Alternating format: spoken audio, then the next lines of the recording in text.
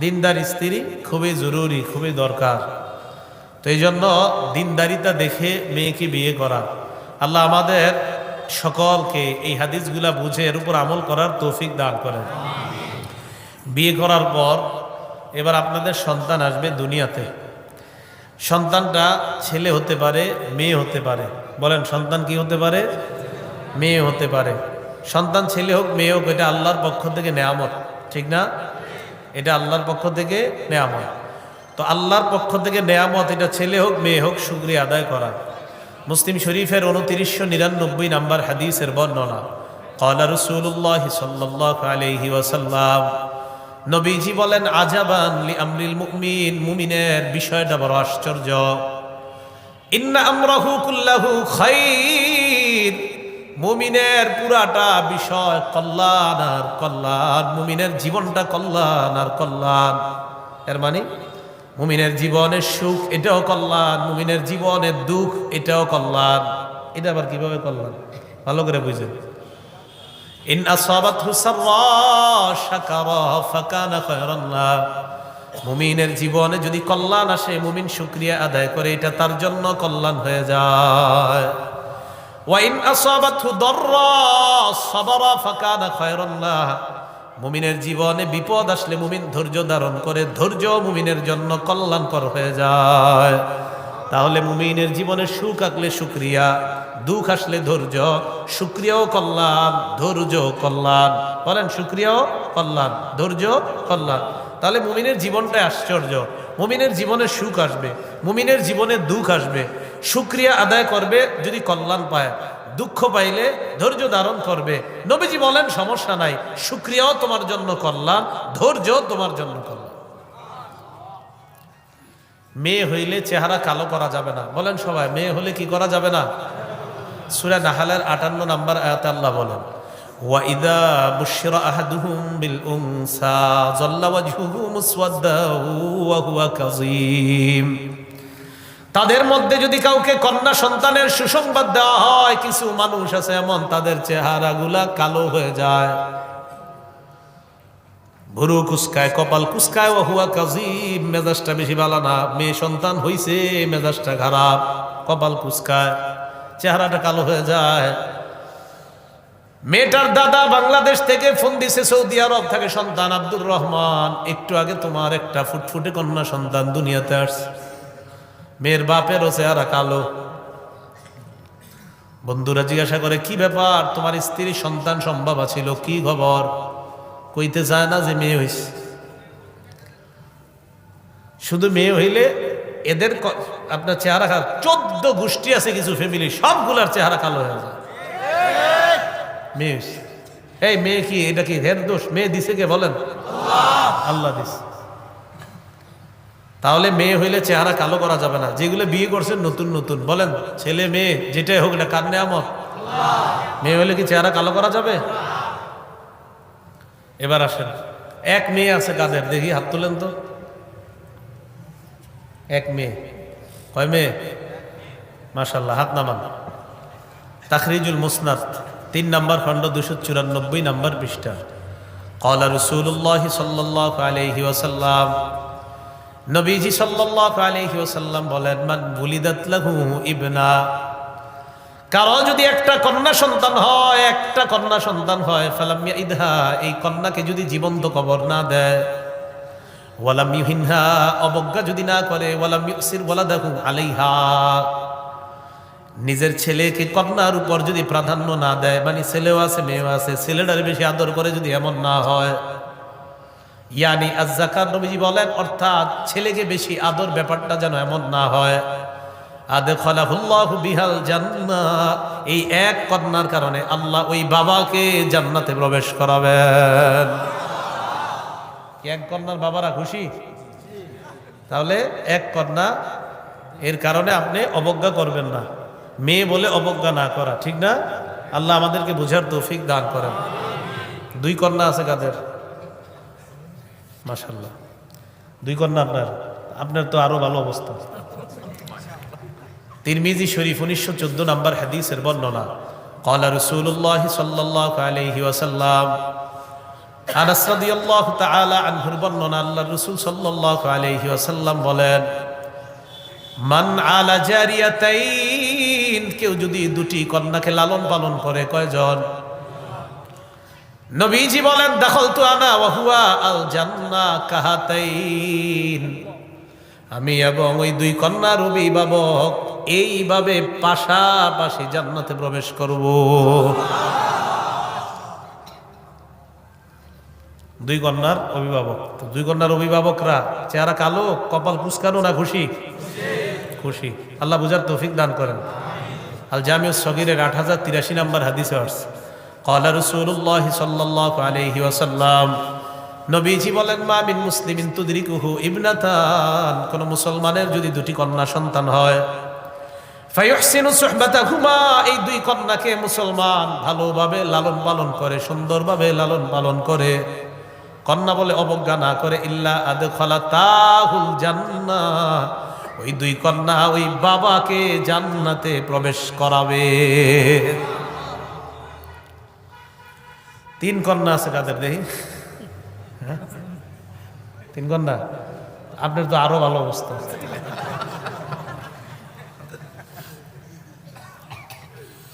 সিলসিলাতুস সহিহা এই কিতাবের 1027 নম্বর হাদিস, ক্বালা রাসূলুল্লাহ সাল্লাল্লাহু আলাইহি ওয়াসাল্লাম, নবীজি সাল্লাল্লাহু আলাইহি ওয়াসাল্লাম বলেন, মান কানা লাহু সালাসু বানাত, যার তিনজন কন্যা আছে, ফায়ুবিহিন্না, কন্যাদেরকে আশ্রয় দেয়, ওয়া ইয়ারহামুহুন্না, কন্যাদের প্রতি মায়া করে, ওয়া ইউবি ইলাইহিন্না ওয়া ইউহসিনু ইলাইহিন্না, কন্যাদের প্রতি সুন্দর আচরণ করে, বাবা তাদেরকে সান্ত্বনা দেয়, আমি আছি, তোমাদের কোনো টেনশন নাই, মায়া করে, সুন্দরভাবে লালন পালন করে, সুন্দর আখলাক প্রদর্শন করে, আমি বাবা আছি, তোমাদের কোনো টেনশন নাই, মেয়েদেরকে এরকম সুন্দরভাবে লালন পালন করে।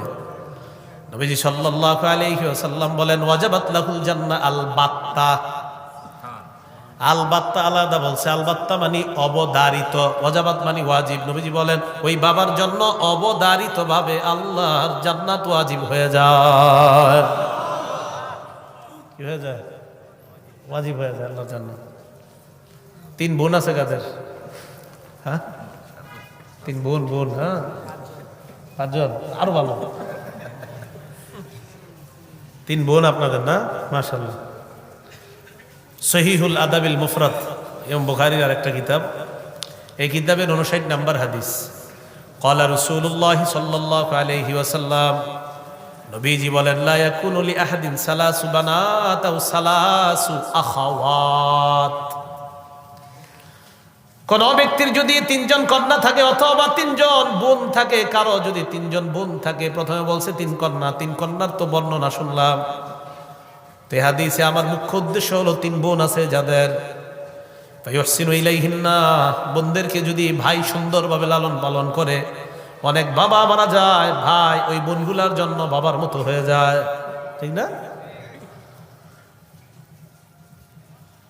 তেমন ভাবে তিন কন্যা, যারা তিন কন্যা আছে অথবা তিনজন বোন আছে, তাদেরকে সুন্দরভাবে লালন পালন করবে। নবী বলেন, ইল্লা দাখালাল জান্নাহ, ওই ভাই মরবে, জান্নাতে প্রবেশ করবে। এক সাহাবী দাঁড়ায় কয়, ওয়াসিনতাইনি ইয়া রাসূলুল্লাহ, হুজুর দুইজন থাকে, মনে হয় ওনার দুই বোন ছিল আর কি, হুজুর যদি দুইজন থাকে, নবীজি কয়, ওয়াসিনতাইন, দুই বোন থাকলেও এই পুরস্কার। তবে সবাই বলেন, তবে বোনদের হকটা দিতে হবে। বোনদের হক কি করতে হবে? দিতে হবে। সামান্য পরিমাণও সম্পত্তি মেরে খাওয়া যাবে না, সামান্য সম্পত্তি মেরে খাওয়া যাবে না, মাথায় রাখতে হবে। মুসলিম শরীফের 1610 নম্বর হাদিস, ক্বালা রাসূলুল্লাহ সাল্লাল্লাহু আলাইহি ওয়াসাল্লাম, নবীজি সাল্লাল্লাহু আলাইহি ওয়াসাল্লাম বলেন, মানি তাতা শিবরাম মিনাল আরদ যুলমা, কোন ব্যক্তি যদি কারো এক বিঘত পরিমাণ সম্পদ অন্যায়ভাবে দখল করে নেয়, কেউ যদি অন্য কারো সম্পদ এক বিঘত পরিমাণ সম্পদ অন্যায়ভাবে জোর দখল করে নেয়, জোর করে দখল করে নেয়, তাওয়াক্কাহুল্লাহু ইয়্যাহা ইয়াউমাল কিয়ামা মিন সাবঈ আরদিনা, কিয়ামতের ময়দানে তার গলায় আল্লাহ 7 স্তরের জমিন ঝুলাইয়া দিবে। সাবধান, জমিন ভোগ করা যাবে না। মুসলিম শরীফের 2581 নম্বর হাদিসের বর্ণনা, ক্বালা রাসূলুল্লাহ সাল্লাল্লাহু আলাইহি ওয়াসাল্লাম, সাহাবাদেরকে আল্লাহ নবী বললেন, আতাদরুনা মাল মুফলিস, ও সাহাবারা নিঃস্বকে জানোনি? সাহাবারা বললেন, আল মুফলিসু ফিনা মান লা দিরহাম লাহু ওয়ালা মাতা। ইয়া রাসূলুল্লাহ, আমাদের মধ্যে নিঃস্ব ওই ব্যক্তি যার সম্পদ নাই, সোনা দানা নাই, স্বর্ণ রূপা নাই, সে হলো আমাদের মধ্যে নিঃস্ব। নবীজি বললেন, ইন্নাল মুফলিসা মিন উম্মতি ইয়াতি ইয়াউমাল কিয়ামাতি বিসসালাত ওয়া সিয়ামিন ওয়া যাকাত। আমার উম্মতের মধ্যে নিঃস্ব ওই ব্যক্তি, যেই ব্যক্তি কিয়ামতের ময়দানে সালাত, সিয়াম আর যাকাত, নামাজ নিয়ে, রোজা নিয়ে, যাকাত নিয়ে উপস্থিত হবে। নামাজ, রোজা, যাকাত নিয়ে আসবে। তো সাহাবারা অবাক, এই ব্যক্তি আবার নিঃস্ব হয়ে কিভাবে নামাজ নিয়ে, রোজা নিয়ে, যাকাত নিয়ে গেলেন? নবীজি বলেন, ইয়াতি ওয়া ক্বাদ শাতামা হাযা, এই ব্যক্তি নামাজ আর রোজা আর যাকাত নিয়ে আসবে, তবে লোকটা আরেকজনকে গালি দিয়েছে। ওয়া কাযাফা হাযা, এই ব্যক্তি দুনিয়াতে আরেকজনকে পাথর ছুঁড়ে মেরেছে, ঢিল ছুঁড়ে মেরেছে। ওয়া আকালা মালা হাযা, আরেকজনের সম্পদ অন্যায়ভাবে পেটে ঢুকাইছে আর প্রত্যেক বছর হজে গেছে। হজে গেছে, এটা নাই হাদিস, আমি বললাম।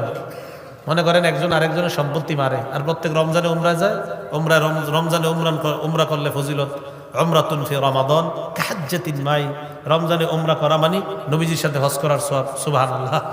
তো এই জন্য হজরতে উমরাও করে, হজও করে, কিন্তু সম্পদ আরেকজনের না মারে। আকালা মালা হাজা, না উমরা করা তো দূষণীয় না, কিন্তু আরেকজনের সম্পদ মারাটা তো দূষণীয়। আকালা মালা হাজা, আরেকজনের সম্পদ পেটে ঢুকায়।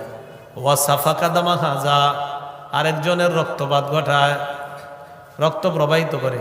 কিয়ামতের ময়দানে মাজলুমরা আসবে জালেমের কাছ থেকে বিচার নেওয়ার জন্য।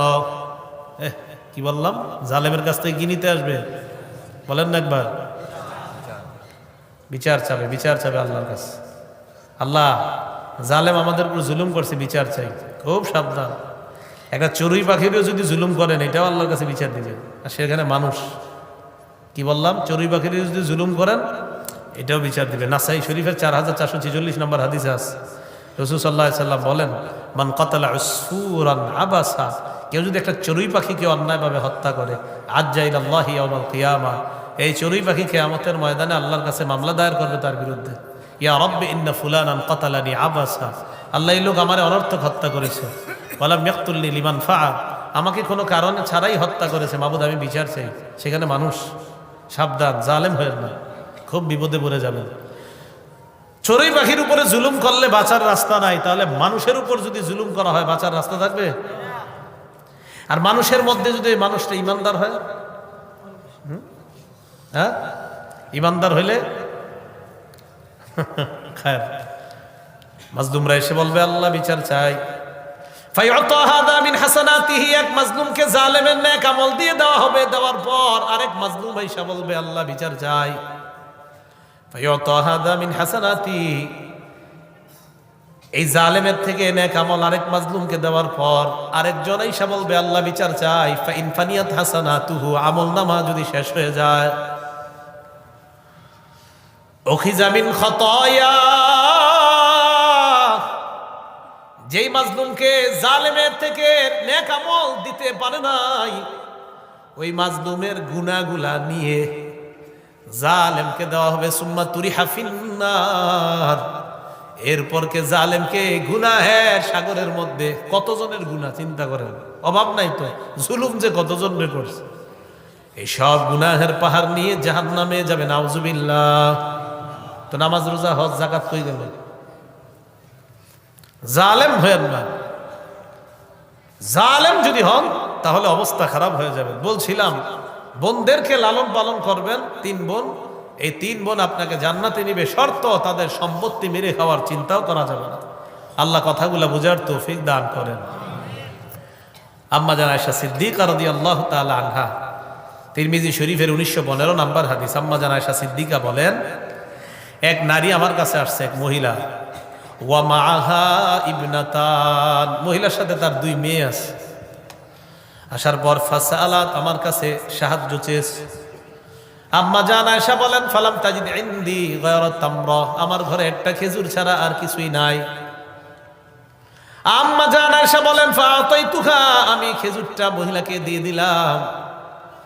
মহিলাকে খেজুর দেওয়ার পর আমি তাকায় দেখলাম কসামাত হা বাইনা ইবনাতাইহা, মহিলা ওই খেজুরটা দুই ভাগ করে তার দুই কন্যাকে দিয়ে দেয়। দুই ভাগ করছে, ওইরা কন্যা দুইজনে দিয়ে দেয়। চিন্তা করেন খেজুর কয়টা, প্রচন্ড ক্ষুধার্ত, তিনজন, মাও ক্ষুধার্ত, মেয়ে দুইটাও ক্ষুধার্ত।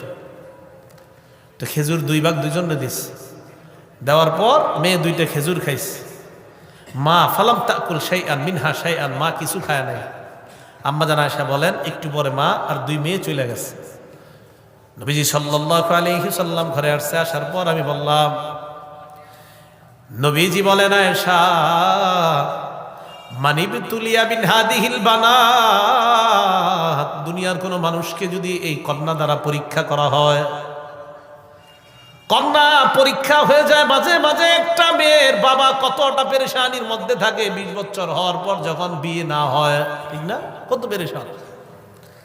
মানিবতুলিয়া বিন হাদিহিল বানাত, এই কন্যাদের যারা যদি কাউকে পরীক্ষা করা হয়, কুন্নালাহু সিতরাম মিনান নার, কিয়ামতের ময়দানে এই কন্যারা ওই বাবার জন্য, ওই অভিভাবকের জন্য জাহান্নাম থেকে সূত্রা হয়ে যাবে, জাহান্নাম থেকে প্রতিবন্ধক হয়ে যায়, জাহান্নাম থেকে আড়াল হয়ে যাবে।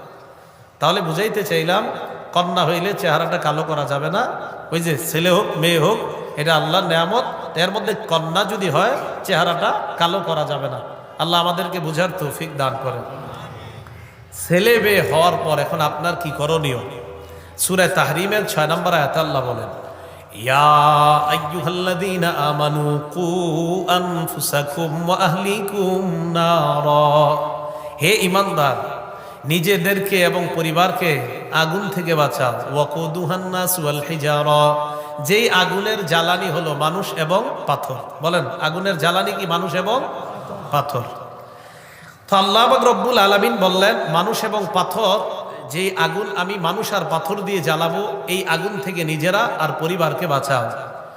মুসান্নাফ ইবনে আবি শাইবা 8 নম্বর খণ্ড 357 নম্বর পৃষ্ঠা। ক্বালা রাসূলুল্লাহ সাল্লাল্লাহু আলাইহি ওয়াসাল্লাম, নবীজি সাল্লাল্লাহু আলাইহি ওয়াসাল্লাম বলেন, রাহিমাল্লাহু ওয়ালিদান আ'ানা ওয়ালাদাহু আলা বিররিহি, ওই বাবার উপর আল্লাহ দয়া করেন যেই বাবা তার সন্তানের ক্ষেত্রে, আল্লাহর ইবাদতের ক্ষেত্রে সহযোগী হয়ে যায়। আবার বলছি, ওই বাবার উপর আল্লাহ দয়া করেন, ওই অভিভাবকের উপর আল্লাহ দয়া করেন। আনা, যেই বাবা সাহায্য করে, সহযোগিতা করে, ওয়ালাদা, তার সন্তানকে, আলা বিররিহি, আল্লাহর আনুগত্যের ক্ষেত্রে। আল্লাহর আনুগত্যের ক্ষেত্রে কোন বাবা যদি তার সন্তানের সহযোগী হয়ে যায়, নবীজি বলেন আমি ওই বাবার উপর আল্লাহর রহম যেন হয়, এই দোয়া করে গেলাম। রহিম আল্লাহ, ওই বাবার উপর আল্লাহ দয়া করেন। তাহলে আপনার কি কাজ? সন্তান দুনিয়াতে এসে একটু একটু আস্তে আস্তে যখন বড় হবে, এই সন্তানকে আল্লাহর আনুগত্য শিখানো। কি শিখানো? আল্লাহর আনুগত্য। 7 বছর হওয়ার আগে থেকেই, মনে করেন 3 বছর 4 বছর, তখন থেকেই বাচ্চাদের সামনে আপনি এমন একটা পরিবেশ তৈরি করা যেন আপনার বাচ্চা আপনাদেরকে শিখেই কিছু দেখে দেখে কিছু শিখতে পারে। আমাদের আলহামদুলিল্লাহ ওলামায়ে কেরামদের ঘরের খোঁজ নিয়েন, বাচ্চারা 2 বছর 2.5 বছরের বাচ্চা দেখবেন ওর বাপের সাথে, মেয়েরা অথবা ছেলেরা, ছোট ছোট ছেলে মেয়েগুলা মায়ের সাথে বাবার সাথে দাঁড়ায় যায় নামাজে। নামাজ হোক আর না হোক, পরনে কাপড় থাকার না থাক, কিন্তু দাঁড়ায় সাথে। হ্যাঁ, ছেলেগুলা দেখবেন টুপি, কোনো মতে যদি টুপি পরা শিখে, মাথায় টুপি দিব, প্যান্ট পরুক আর না পরুক, টুপি একটা দিয়ে খাড়ায় যায় পাশে গিয়ে। এটা কি? এটা হলো আপনার পরিবেশের প্রভাব, পরিবেশের প্রভাব। এখন আপনার ঘরে 24 ঘন্টা চলে টেলিভিশন, তো প্রভাবটা হবে কি? ভাই কথাগুলো বুঝে আসছে? সহিহ বুখারীর 893 নম্বর হাদিসের বর্ণনা এবং 6138 নম্বর 7138 নম্বর হাদিসও আছে। দুটোটা হাদিস একই রকম, বাকি শব্দ একটু ভিন্নতা আছে। ক্বালা রাসূলুল্লাহ সাল্লাল্লাহু আলাইহি ওয়াসাল্লাম, নবীজি সাল্লাল্লাহু আলাইহি ওয়াসাল্লাম বলেন, কুল্লুকুম রাঈন ওয়া কুল্লুকুম মাসউলুন আন রাইয়াতিহি, তোমরা সবাই দায়িত্বশীল, তোমাদেরকে তার দায়িত্বের ব্যাপারে জিজ্ঞাসা করা হবে। আল ইমামু রাঈন ওয়া মাসউলুন আন রাইয়াতিহি, ইমাম দায়িত্বশীল মানে শাসক দায়িত্বশীল, তাকে তার প্রজাদের ব্যাপারে জিজ্ঞাসা করা হবে। ওয়ার রাজুলু রাঈন ফি আহলি বাইতিহি, বাবা যারা আছেন তারা শুনেন, পুরুষ যারা আছেন তারা শুনেন, প্রত্যেকটা পুরুষ সদস্য রাইন ফি আহলি বাইতিহি, পরিবারের দায়িত্বশীল, ওয়া মাসউলুন আন রাইয়াতিহি, যারা ঘরের দায়িত্বশীল আছেন, আপনাকে আপনার বিবি, আপনার ছেলে মেয়ে, আপনার পরিবারের ব্যাপারে আল্লাহর কাছে আপনাকে জিজ্ঞাসিত হতে হবে। আল্লাহ আপনাকে জিজ্ঞাসা করবে আপনার বিবির ব্যাপারে, আপনার ছেলের ব্যাপারে, আপনার মেয়ের ব্যাপারে আল্লাহ আপনাকে জিজ্ঞাসা করবে। ভাইও, আপনার ছেলে মেয়েগুলাকে আপনি টেলিভিশন কিনে দিয়েন না, আপনার ছেলে মেয়েকে আপনি গুনাহের কিছু কিনে দিয়েন না। কয়জনের গুনাহের ভার আপনি মাথায় নিতে চান? একাকি গুনাহ করলে তো আল্লাহ আপনাকে মাফ করে দিবে, কিন্তু আপনি যে গুনাহের দরজা খুলে দিয়েছেন, এই দরজা যে খুলে দিলেন, কয়জনের গুনাহের ভার না মাথায় নেবেন বলেন? ছেলে দেখতেছে, মেয়ে দেখতেছে। শুধু কি তাই? পেটে সন্তান আসছে একজন মেয়ের, মহিলার, মানে স্ত্রীর, এই সন্তান পেটে নিয়ে সারাক্ষণ টেলিভিশন দেখতেছে। তো এই সন্তান কি হবে? এটাই তো বড় হইলে আপনার নাস্তিক হয়। ছোটবেলা থেকে কি শিখাইতেছেন এটা? আল্লাহ হেফাজত করেন। এরপরে কি বলে দেখেন, ওয়াল মারআতু রাইয়াতুন ফি বাইতি যাওজিহা, আরেক জায়গা আছে ওয়াল মারআতু রাইয়াতুন আলা আহলি বাইতিহা, অথবা আলা আহলি বাইতি যাওজিহা, এরপরে আছে ওয়া ওয়ালাদিহি। এই জায়গাটা শুনেন, ওয়া ওয়ালাদিহি, স্ত্রী যারা আছেন, মহিলা যারা আছেন, তাদেরকে আপনার স্বামীর পরিবারের ব্যাপারে নবীজি বুখারীর বর্ণনায় বলছে ওয়া ওয়ালাদিহি আলাদা আনছে, এবং সন্তানদের ব্যাপারে একজন স্ত্রী দায়িত্বশীল। আবার বলছে, নবীজি বলেন স্ত্রী কোন পরিবারের, পুরাটা পরিবারের ব্যাপারে, এরপরে নবী আলাদা ওয়া ওয়ালাদিহি বলছে। সহিহ বুখারী 7138 নম্বর হাদিসে ওয়ালাদি শব্দটা আনছে আলাদা। ওয়া ওয়ালাদিহি, স্বামীর সন্তানদের ব্যাপারে স্ত্রী দায়িত্বশীল। ওয়াহিয়া মাসউলাতুন আনহুম, এই সন্তানের ব্যাপারে স্ত্রীকে জিজ্ঞাসা করা হবে। এখন বলেন, 2 বছর বয়সে যদি আপনি ছেলের কার্টুন দেখান আর খাবার খাওয়ান, জিজ্ঞাসিত হতে হবে কিনা? কার্টুন দেখায়, হিন্দি গান চলতেছে, মিউজিক চলতেছে, কার্টুন দেখায় খাবার খাওয়াইতেছে, এই সন্তান বড় হলে আপনি কি আশা করেন বলেন? তা আপনাকে জিজ্ঞাসিত হতে হবে কিন্তু। তো বলছি এই জন্য ছোট থেকে 3-4 বছর বয়স থেকে এই সন্তানরা যেন কিছু শিখতে পারে। আরে ভাই, 2 বছর, 2.5 বছর, 3 বছর বয়স থেকে সন্তানরা যদি আপনার মুখে আপনার কোরআনের কিছু সূরা, অন্তত আলেম ওলামা যারা তাদের পরিবারের খোঁজ নিয়েন, 3 বছর বয়সে দেখবেন কোরআন কি জিনিস এটা জানে না, কিন্তু এটা বলতে পারে কুল হু আল্লাহু আহাদ। পরে শুদ্ধ হোক আর না হোক, কিছু একটা বলতে থাকবে, দেখবেন। এটা কেন? এটা প্রভাব, এটা আপনি পাশে পড়তে হবে। তো বুঝাইতে চাইলাম, আপনার সন্তানের প্রথম শিক্ষা হবে কোরআন। বলেন সবাই, সবাই বলেন, বলেন, প্রথম সন্তানকে প্রথম শিক্ষা কি দিব? কোরআন। আল্লাহ তৌফিক দান করেন। মুসলিম শরীফের 804 নম্বর হাদিসের বর্ণনা, ক্বালা রাসূলুল্লাহ সাল্লাল্লাহু আলাইহি ওয়াসাল্লাম, নবীজি বলেন, ইকরাউল কুরআন, তোমরা কোরআন পড়ো, তোমরা কোরআন পড়ো। ফাইন্নাহু ইয়াতি ইয়াউমাল কিয়ামাতি শাফিআন লিআসহাবিহি, কোরআন কিয়ামতের ময়দানে পাঠকের জন্য সুপারিশকারী হিসেবে উপস্থিত হয়ে যাবে। এরপর নবী বলেন, ইকরাউজ যাহরাওয়াইন, সূরাতুল বাকারাতি ওয়া সূরাত আলি ইমরান, কোরআনের 2টি উজ্জ্বল সূরা বেশি পড়বা।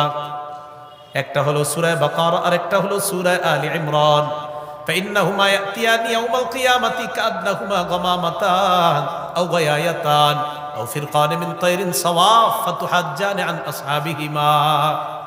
নবীজি বলেন, সূরা বাকারা আর সূরা আলি ইমরান কিয়ামতের ময়দানে পাঠকের মাথার উপর এমন ভাবে উপস্থিত হবে, দেখলে মনে হবে 2 খণ্ড মেঘ, অথবা 2টি ছায়া, অথবা উড়তে থাকা পাখির 2টি ঝাঁক পাঠকের পক্ষে আল্লাহর কাছে সুপারিশ করে জান্নাতি বানানোর চেষ্টা করবে।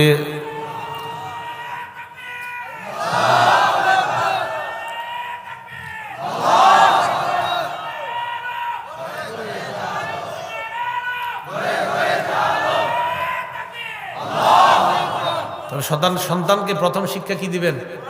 কোরআন। নবীজি কি করে দেখেন, ইকরা ও সূরাতুল বাকারা, সূরা বাকারা পড়বা। ফাইন্না আখযাহা বারাকা, সূরা বাকারা গ্রহণ করা বরকতের কারণ।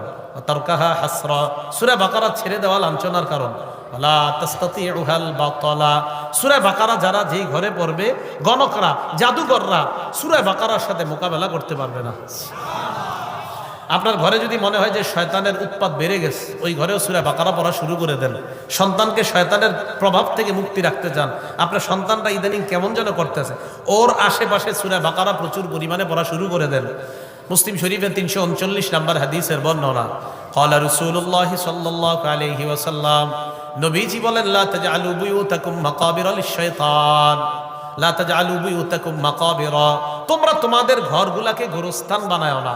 ফাইন্না শাইতানা ইয়ানফিরু মিনাল বাইতিল্লাযী তুকরাউ ফীহি সূরাতুল বাকারা, যেই ঘরে সূরা বাকারা তেলাওয়াত করা হয় ওই ঘর থেকে শয়তান পালিয়ে যায়। সুবহানাল্লাহ। এখন আসেন, বাচ্চাদেরকে মাঝে মাঝে জিনে ধরে ভূতে ধরে কন্যা আপনারা দৌড়ায় হুজুরের কাছে যান। মনে রাখবেন, যেই ঘরে কোরআন তেলাওয়াত হবে না আর যেই ঘর বেশি নাপাক থাকবে ওই ঘরে জিন ভূত আসবে। কি বললাম? কোরআন তেলাওয়াত হবে না আর নাপাকি থাকবে। এই জন্য বাচ্চারা কাঁথায় প্রস্রাব করলে সকালে উঠে তাড়াতাড়ি ধুয়ে ফেলে। এই নাপাক কাঁথা বেশিক্ষণ রাখেন না, নাপাকির কারণে জিন ভূত আসে। আমরা বাথরুমে ঢুকার সময় আল্লাহুম্মা ইন্নী আউযু বিকা মিনাল খুবুসি ওয়াল খাবাইসের দোয়া কেন করি? নাপাকি যেই জায়গায় থাকে ওখানে জিন ভূত থাকে। তো নাপাকি যত বেশি হবে সেখানে জিন ভূতের উৎপাত বেড়ে যাওয়ার সম্ভাবনা। তো মনে রাখবেন, ঘর যদি নাপাকি থাকে ঘরে আর যদি কোরআন তেলাওয়াত শূন্য হয় তো ওই ঘরে জিন ভূত আসার সম্ভাবনা বেশি। এই জন্য কোরআন তেলাওয়াত ঘরের মধ্যে খুব বেশি চর্চা রাখা। কেন? আরেকটা উপকারিতা বললাম, বাচ্চার আশেপাশে যখন কোরআন তেলাওয়াত করবেন বাবা এবং মা, তার মধ্যে এই প্রভাব পড়বে। বলেন ঘরটা কি এমন বানানো যায় ইনশাআল্লাহ? তাহলে সন্তানকে কোরআন শিক্ষা দেওয়ার গুরুত্বটা আমরা ছোটবেলা থেকে দিব। এরপরে আস্তে আস্তে যখন 7 বছর বয়স হবে এর আগে থেকেই ওই নামাজের একটু একটু চেষ্টা করানো জন্য পারে, যতটুকু পারে। 7 বছর হয়ে গেলে তখন তো আপনি হুকুম করতে হবে, মুরু আওলাদাকুম বিস-সালাতি ওয়া হুম আবনাউ 7 সিনিন। 7 বছর বয়সে সন্তানকে নামাজের হুকুম করো। অদ্রিবুহুম আলাইহা ওয়া হুম আবনাউ 10 সিনিন। 10 বছর বয়সেও যদি নামাজ না পড়ে মৃদু আঘাত করো। 10 বছরে নামাজ না পড়লে হালকা আঘাত করা। এখন 10, 18 বছর, 20 বছর, 22 বছরের সন্তানরা আপনারা কিছু বলেন না, উল্টা আপনি হাজী সাহেব মাশাআল্লাহ 5 ওয়াক্ত নামাজ পড়েন, ছেলেটাকে যাওয়ার সময় একটু ডাকও দেন না। ছেলেটা অন্য জায়গায় গিয়ে আড্ডাবাজি করতেছে, আপনি নামাজে যাওয়ার সময় হাজী সাহেব নামাজে যায়, ছেলেরে কয় এই তোর আম্মা তোরে বাড়িতে খাইতে ডাকতেছে। উনি যায় নামাজে, ছেলে বয়স 18, কয় তোর আম্মা তোরে খাইতে ডাকতেছে, যা বাড়িতে যা। সন্তানকে নামাজ 7 বছর বয়স থেকে নামাজের হুকুম করেন। 10 বছর বয়সে যদি নামাজ না পড়ে এর নামাজের জন্য প্রয়োজনে হালকা আঘাত করা। সন্তানের আস্তে আস্তে যখন এটা বড় হবে তখন সন্তানকে আপনি যে কোরআন শিক্ষার ব্যাপারটা বললাম আর নামাজ, বালেগ হওয়ার আগেই যেন সে নামাজের উপরে পরিপূর্ণ যত্নশীল হয়ে যায়, মানে সে নামাজ যেন না ছাড়ে, এই অভ্যাস যেন বালেগ হওয়ার আগেই হয়ে যায়। আবার বলছি, নামাজ সে ছাড়ে না এই অভ্যাসটা যেন বালেগ হওয়ার আগেই হয়ে যায়, যে নামাজ ছাড়ে না আমার সন্তান। এই কথাটা সবাই মাথায় রাখা। তাহলে ছেলে হোক মেয়ে হোক এই নিয়ামত কার? ছেলে দেখে মেয়ে দেখে। কন্যা হলে চেহারা কালো করা যাবে? 1 কন্যার কারণে কোথায় যাবে? 2 কন্যা, 3 কন্যা, 3 বোন। আল্লাহ আমাদের সকলকে যতটুকু কথা শুনলাম বললাম আমরা যেন নিজেদেরকে এবং নিজেদের আহাল পরিবারকে জাহান্নাম থেকে বাঁচাইতে পারি, আল্লাহ তৌফিক দান করেন। আমিন। ওয়া আখিরু দাওয়ানা, আখিরি মুনাজাত হবে, আমরা কেউ উঠবো না, মুনাজাত করে আমরা যাব। যে কথাগুলো শুনলাম বললাম সকলকে আমল করার তৌফিক দান করেন।